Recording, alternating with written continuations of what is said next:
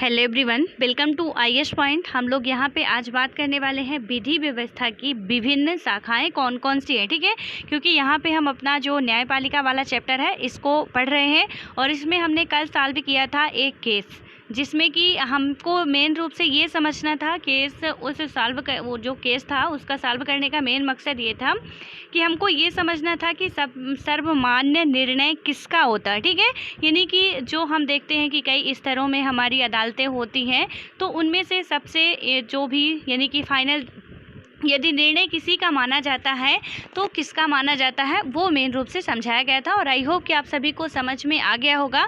अब आज यहाँ पे हम बात करने वाले हैं कि विधि व्यवस्था की विभिन्न शाखाएं कौन कौन सी हैं। दैट मीन्स कि विधि मतलब क्या होता है, कानून होता है। ठीक है, तो कानून बनाने की जो भी मतलब कि कानून व्यवस्था की जो विभिन्न शाखाएं हैं वो कौन कौन सी हैं, इसकी ब्रांचेस कौन कौन सी हैं, इसके बारे में हम लोग यहाँ पे समझने वाले हैं। इसमें यदि हम बात करते हैं तो क्या बात की गई कि दहेज हत्या का यह मामला समाज के विरुद्ध अपराध की श्रेणी में आता है। ठीक है, यानी जो दहेज हत्या के बारे में कल हम लोगों ने भी देखा था, तो यहाँ पे ये क्या आता है कि एक समाज के विरुद्ध अपराध की श्रेणी में आता है। यह आपराधिक फौजदारी कानून का उल्लंघन है।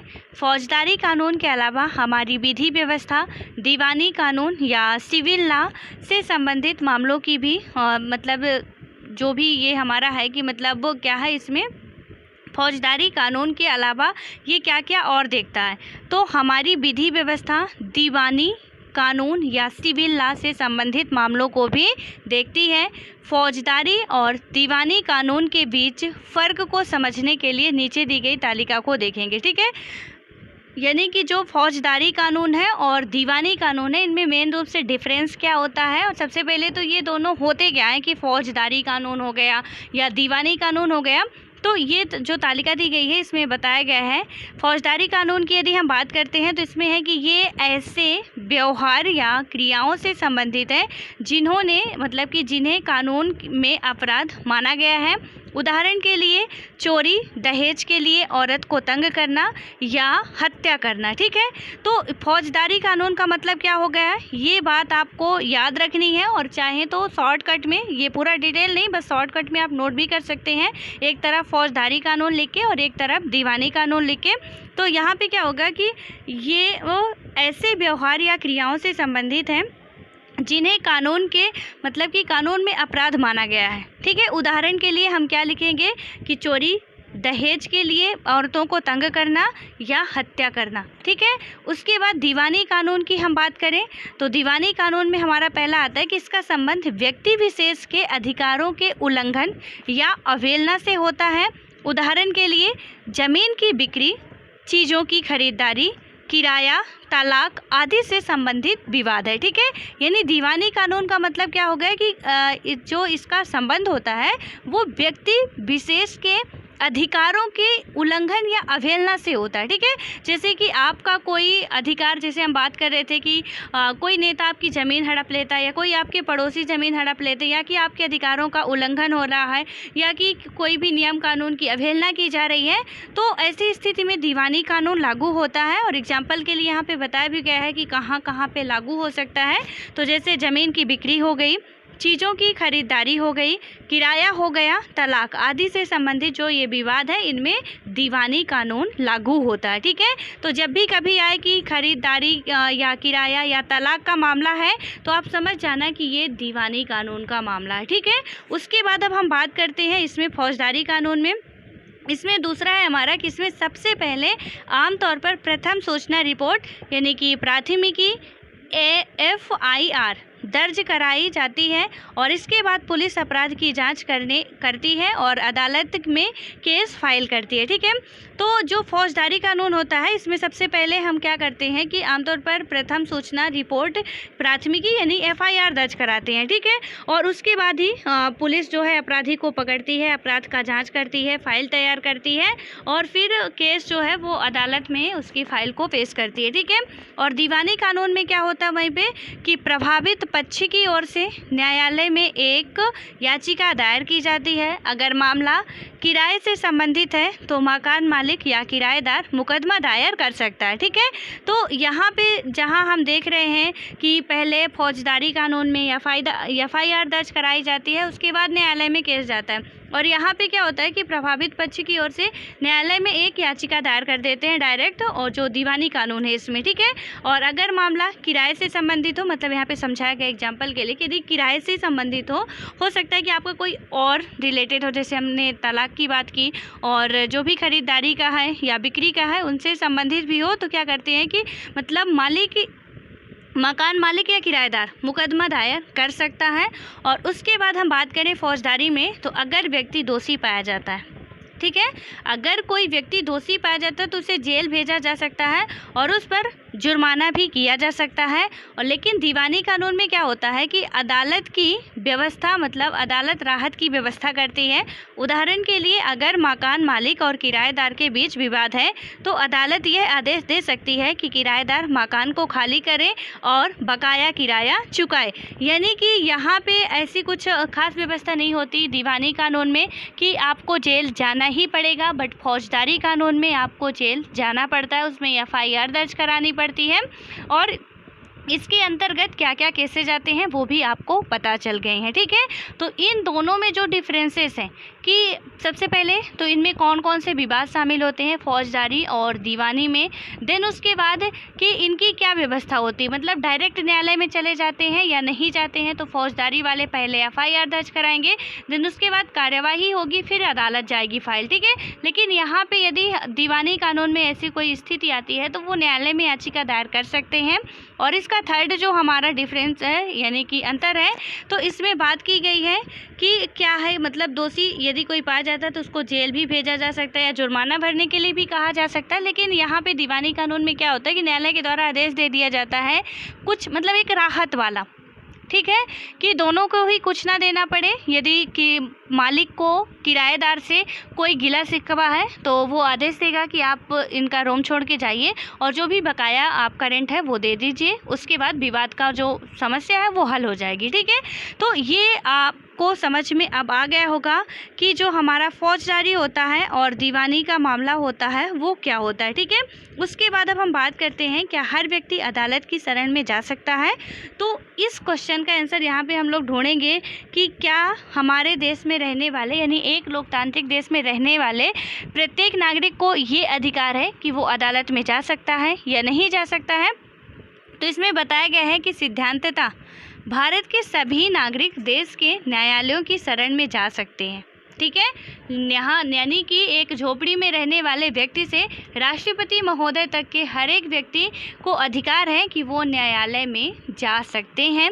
इसका अर्थ यह है कि प्रत्येक नागरिक को अदालत के माध्यम से न्याय मांगने का अधिकार है। जैसा कि आपने पीछे पढ़ा है, न्यायालय हमारे मौलिक अधिकारों की रक्षा में बहुत महत्वपूर्ण भूमिका निभाते हैं। ठीक है, अगर किसी नागरिक को ऐसा लगता है कि उसके मौलिक अधिकारों का उल्लंघन हो रहा है तो वह न्याय के लिए अदालत में जा सकता है। अदालत की सेवाएं सभी के लिए उपलब्ध हैं, लेकिन वास्तव में गरीबों के लिए अदालत में जाना काफ़ी मुश्किल साबित होता है। ठीक है, तो यहाँ पे क्या बात की गई है, इस पॉइंट पे आपको ध्यान रखना है। ये जो लिखा गया है यहाँ तक कि गरीबों के लिए अदालत में जाना काफ़ी मुश्किल काम होता है। हम आज जब से स्टार्ट किए हैं क्लास 6 से ही पढ़ते आ रहे हैं कि हमको फंडामेंटल राइट्स प्राप्त हैं, सभी तरह के प्राप्त हैं, समानता का अधिकार प्राप्त है। लेकिन रियलिटी क्या है वो तो जब हम एक रियल लाइफ में देखते हैं तभी हमको पता चलती है। ठीक है, तो यहाँ पे अदालत में जाने का अधिकार सबको है।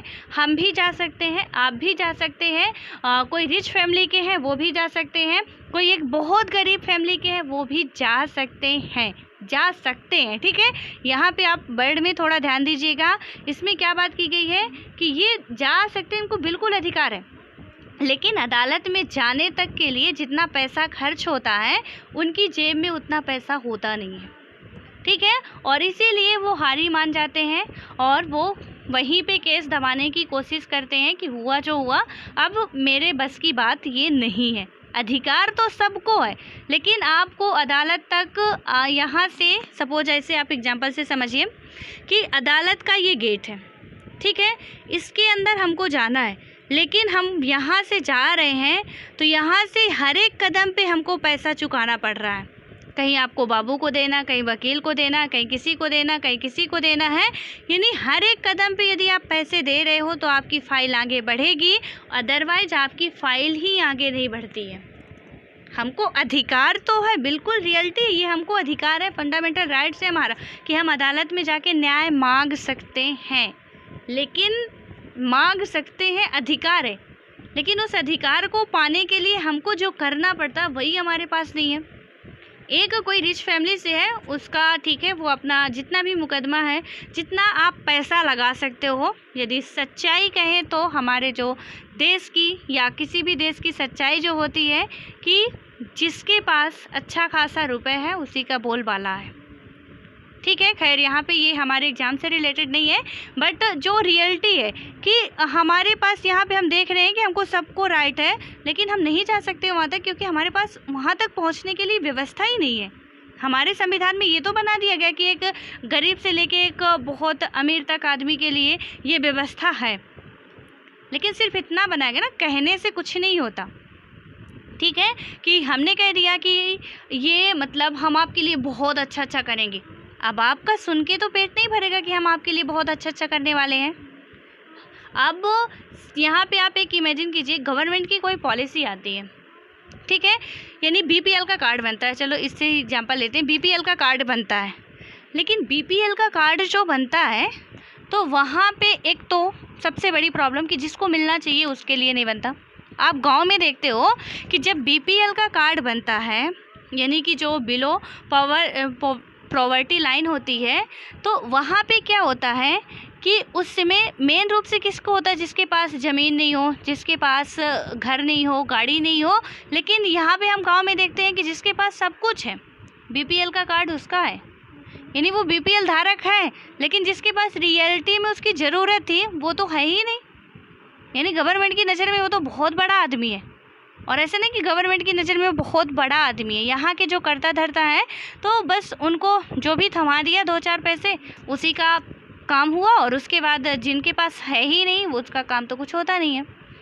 यहाँ पे आप अभी जो हमारा प्रधानमंत्री आवास योजना चल रहा है, ठीक है, तो यदि आपको यहाँ पे ऑल ओवर इंडिया चल रहा है तो आपने देखा होगा कि यदि हो सकता है कि आपके मतलब डिस्ट्रिक्ट में या जहाँ रह रहे हो वहाँ थोड़ा करप्शन कम हो, अदरवाइज़ हर जगह होता क्या था कि मतलब आप जो बिचौलिए वर्ग के लोग थे, सब कुछ डिजिटल हो रहा है, फिर भी कहीं पता नहीं कहाँ से ये लोग निकाल लेते हैं, तो वहाँ पे पैसा देना पड़ रहा था, चाहे सेक्रेटरी को आप दो, चाहे सरपंच को दो, जबकि कुछ पैसा नहीं लगता गवर्नमेंट से, पूरा उसकी आप पॉलिसी पढ़ोगे वहाँ कोई पैसा पे नहीं करना है। लेकिन इसमें ये लोग पैसा लेके क्या करते थे, हम आपका जल्दी निकलवा देंगे। और मैं जहाँ रह रही हूँ मैं वहाँ की हालत बता रही हूँ कि बहुत से ऐसे लोग हैं जिन्होंने सेक्रेटरी को या सरपंच को पैसे दिए हैं और उसके बाद उनका पैसा आया है, जो प्रधानमंत्री आवास योजना का है, ठीक है, जबकि ऐसा कुछ है नहीं, था नहीं, और जिनका पैसा जो नहीं दिए हैं कि जब आना होगा आ जाएगा, उनका आज तक भी नहीं आया है। यानी कि हमारे दस्तावेज़ों में ये बातें कह दी जाती हैं, बट इनकी रियलिटी कुछ और ही होती है, ठीक है। तो आई होप कि आपको ये समझ में आ गया होगा।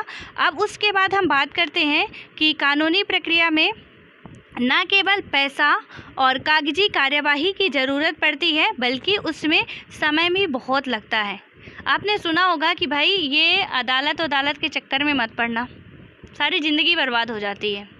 यानी कि पैसा तो लगता ही है, कागजी कार्यवाही होती ही है, उसके साथ साथ आपको सारी उम्र लग जाता है वहाँ की पेशियाँ चलते चलते, ठीक है, उसकी पेशियाँ जाके देते देते आपकी उम्र निकल जाएगी, तो इसमें समय भी बहुत ज़्यादा लगता है और पता नहीं निर्णय आता भी है कि नहीं आता है।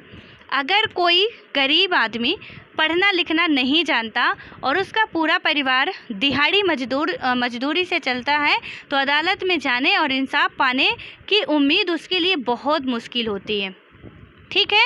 यहाँ पे क्या बताया गया है, एनसीईआरटी पढ़ने का एक सबसे बड़ा प्रॉफिट यही होता है कि जितनी सच्चाई होती है वो सब कुछ इसमें लिखी होती है। आपको ये कहीं लक्ष्मीकांत जी की बुक में नहीं मिलने वाला।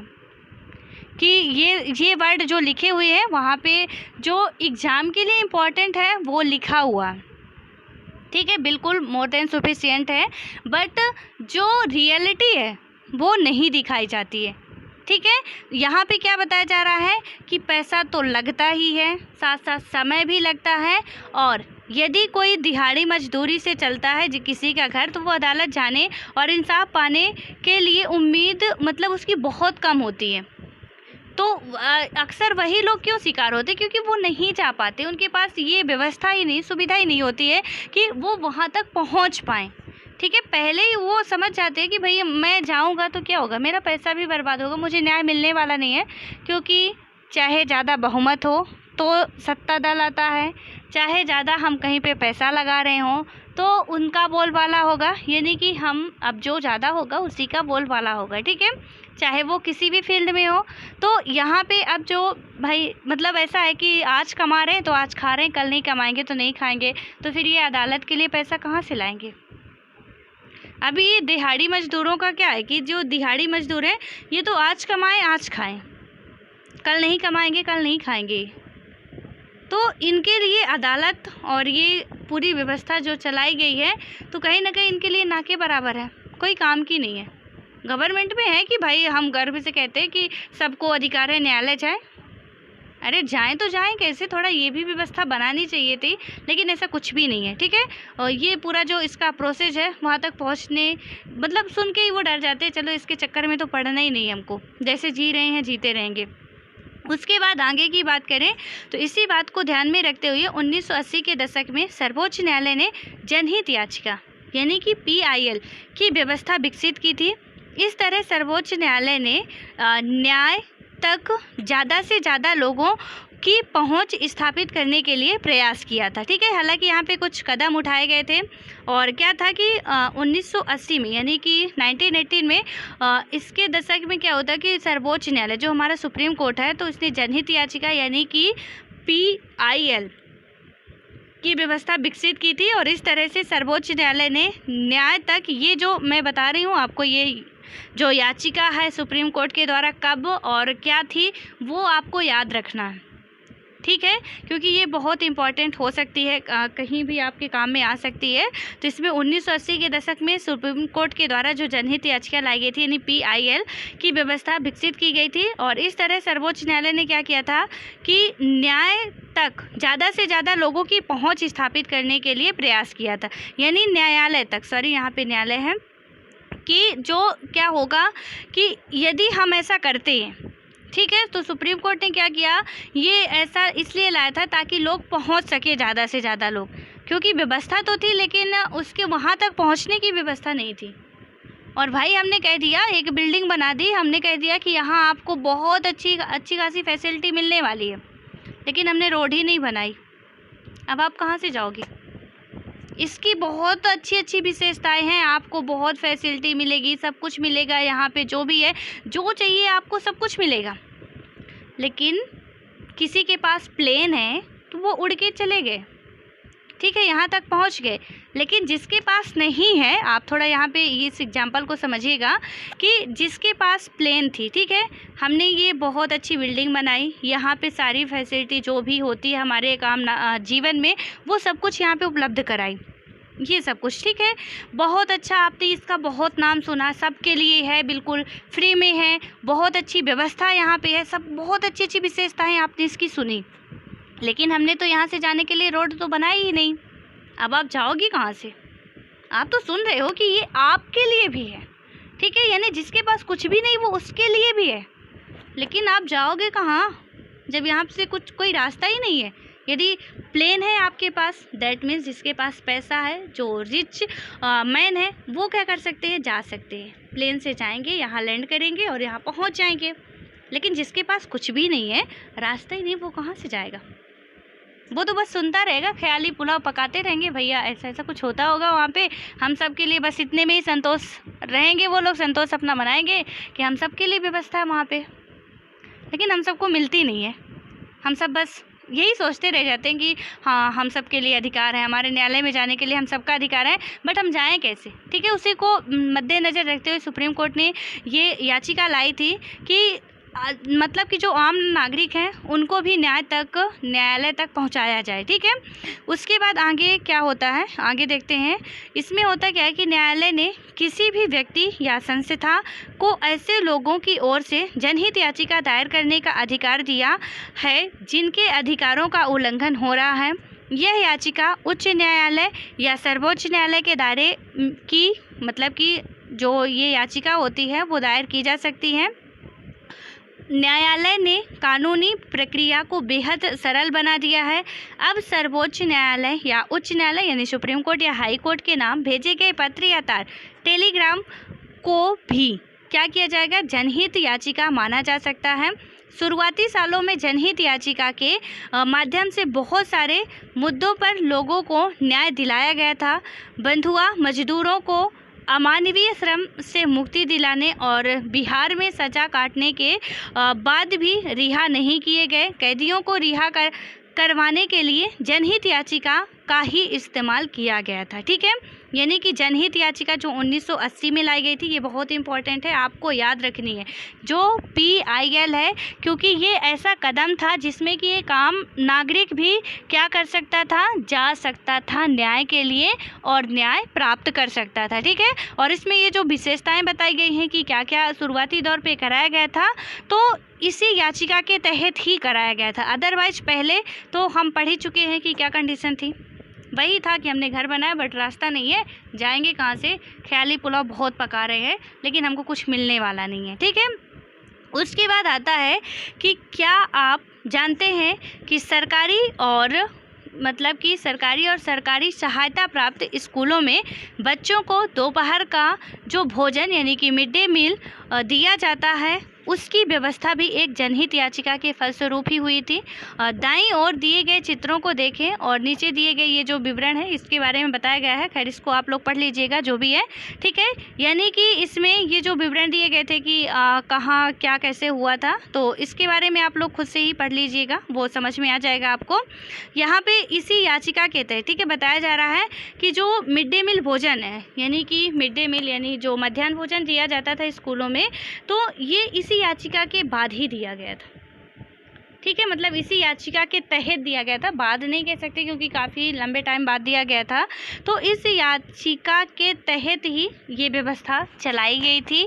और यहाँ पे हम लोग मिड डे मील के बारे में बहुत सी बातें पढ़ भी चुके हैं, यदि आपको याद आ रहा हो तो काफ़ी बातें इसके पूरा डिटेल भी पढ़ चुके कि ये कहाँ से स्टार्ट हुआ था, देन उसके बाद ये कब से स्टार्ट हुआ था, और उसके बाद फिर मतलब सुप्रीम कोर्ट ने ही कहा था कि हर एक राज्यों को कंपलसरी है कि वो ये जो मिड डे मील का है उसको चलाए अपने अपने स्कूलों में। ठीक है, तो ये बातें सारी आप याद रखिए, मतलब याद करिएगा, हम लोग पढ़ चुके हैं पहले भी। यदि आपने नोट्स में लिखा होगा तो अच्छी बात है, नहीं तो एक बार फिर से आप याद करने की कोशिश कीजिएगा और यहाँ जो लिखा है उसको तो ज़रूर ही पढ़ लीजिएगा। ठीक है, उसके बाद हम यहाँ पे आते हैं, इसमें बात की जा रही है कि आम आदमी के लिए अदालत तक पहुँचना ही न्याय तक पहुँचना होता है। ठीक है, यानी कि यदि कोई आम आदमी जो है वो न्यायालय तक पहुँच जाता है या अदालत तक पहुँचता है तो उसका वही न्याय माना जाता है। ठीक है, अदालतें नागरिकों के मौलिक अधिकारों की व्याख्या में एक अहम भूमिका निभाती है।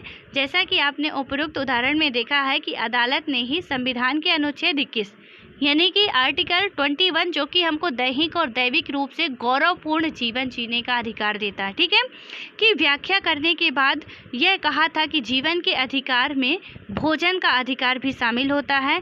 इसलिए अदालत ने राज्य को आदेश दिया कि वह दोपहर के भोजन को, मतलब दोपहर की भोजन की जो योजना थी यानी मिड डे मील सहित सभी लोगों को भोजन मुहैया कराने के लिए आवश्यक कदम उठाएं।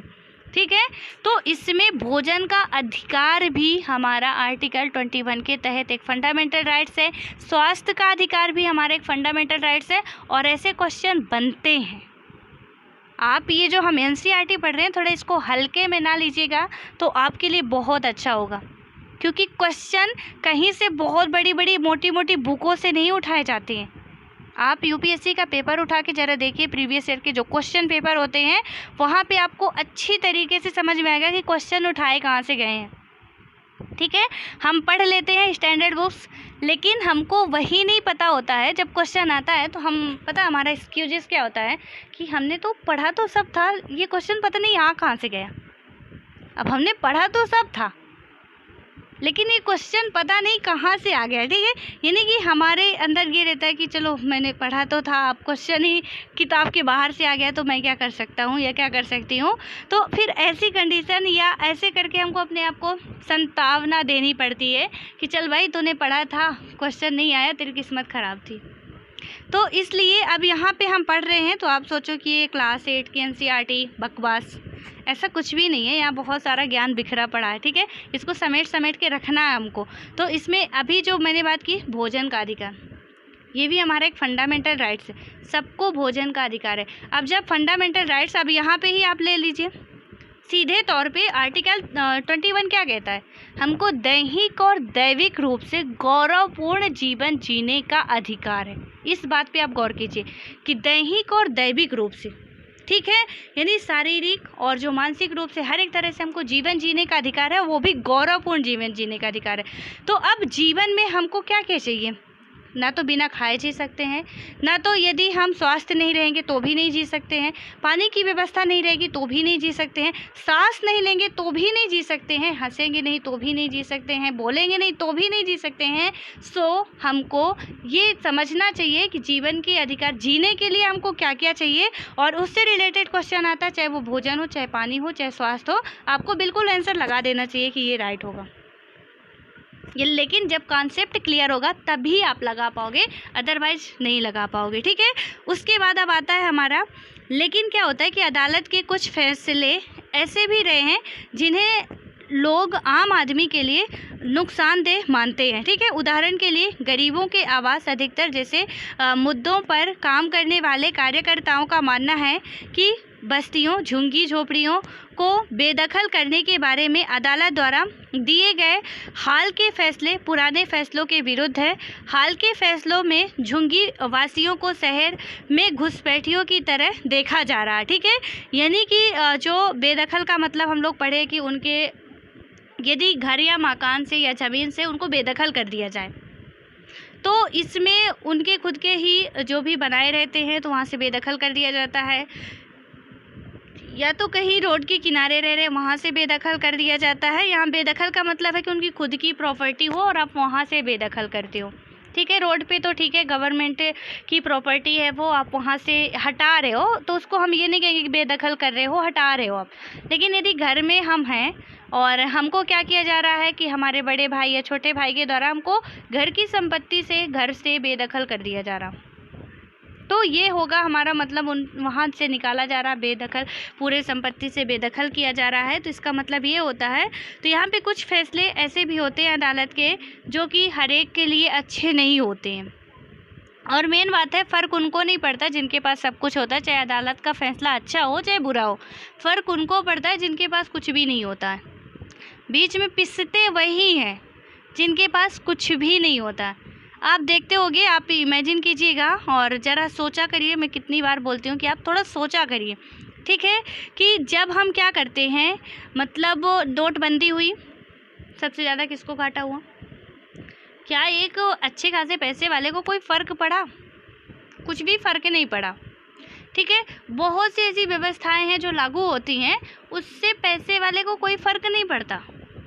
अब यहाँ पे आप ये देखिए कि जब बारिश होती है, बारिश का सीज़न चल रहा है, तो पैसे वाले जो होते हैं, रिच फैमिली वाले जो होते हैं, और आप में से यदि कोई होंगे तो बुरा मत मानिएगा, लेकिन ये यथार्थ है कि इनको कोई फ़र्क नहीं पड़ता, ये बारिश का आनंद लेते हैं।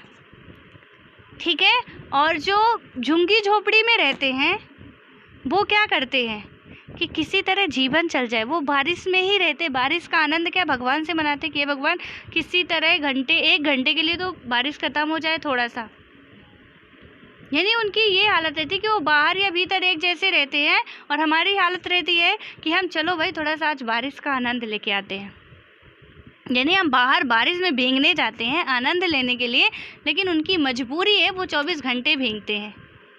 तो हमको उनका एहसास नहीं होगा, क्योंकि हम उस सिचुएशन में नहीं पल रहे हैं। जो झुग्गी झोपड़ी वाले हैं तो हम उनको ये नहीं समझ रहे हैं कि आज जहाँ हम आनंद ले रहे हैं वही आनंद उनके लिए कितना दर्दनाक जीवन जी रहे हैं वो लोग, इसी बारिश की वजह से। लेकिन वो हम लोग एहसास नहीं कर पाएंगे क्योंकि हम लोग उस कंडीशन में थे ही नहीं। ठीक है, तो ये सारी बातें होती है जो कि हम लोगों को समझनी चाहिए। और कहीं ना कहीं ऐसा नहीं कह सकते कि बिल्कुल सुप्रीम कोर्ट मतलब एकदम से भगवान का लेखा है, जो भी बोल दिया सो बोल दिया, सच ही है। कहीं ना कहीं किसी ना किसी को घाटा भी होता है, ठीक है ना, मतलब नुकसान भी होता है उसके फैसले से, लेकिन मानना तो पड़ता ही है क्योंकि उसके आगे हम जा नहीं सकते हैं, इसलिए हमको मजबूरी है कि मानेंगे।